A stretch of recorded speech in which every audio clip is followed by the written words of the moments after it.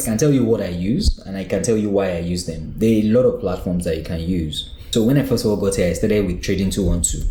Why did I use Trading 212? Because I wanted to invest in individual companies, and Trading 212 allows me to do that. But I also wanted to invest in ETFs. So Trading 212 allows you to invest in individual companies and ETFs, right?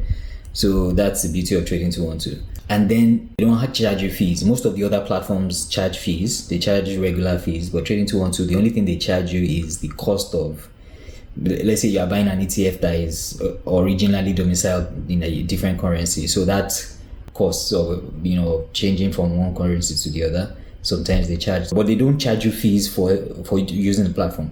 A lot of other platforms charge you fees for. If you try and do Hargreaves Lansdown, if you do like everything you do, you sneeze, they charge you, but this ones is free, mostly free.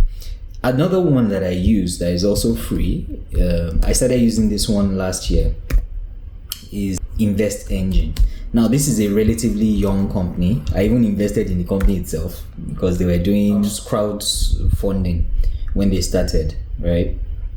Okay, you use Hargreaves Lansdown. Hey, you see now, they charge you for everything, So the other one I use is Invest Engine. Invest Engine is also free, but the difference between Invest Engine and Trading 212 is Invest Engine only allows you to invest in ETFs. So it's purely ETFs. Because now let me tell you a story. I should have told this story at the beginning. Warren Buffett, we all know Warren Buffett has been one of the richest men in the world. He has been top 5 richest man in the world for the past 20 years or 10 years. Warren Buffett once placed a bet. He placed a bet in 2008. He said he bet all these, all these top investment companies, all these hedge fund managers and all that he's looking for one that can, over the next 10 years, right, can pick investments, right, that will beat the S&P 500. That if he invests in S&P 500 ETF and that person picks his own investments for the next 10 years, she is a guru, I'll be all the gurus. He wants to see the person that will beat S&P 500.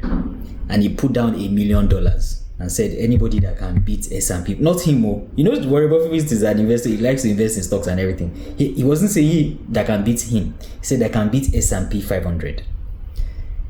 And I think for a while, nobody took him up on that bet. Then, I think 2016 or so, someone took him up on it and said, should be we are all selling our investment pro. I said, I should be able to. And then by 2018, they compared the accounts and S&P 500 beats all those other hedge fund managers. And he did that thing to make a point that your best bet as a regular guy is to just invest in an ETF.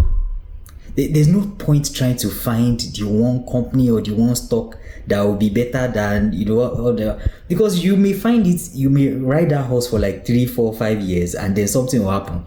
One law will change somewhere. Russia will go to war with one country. So, something will just happen and just throw you off your game.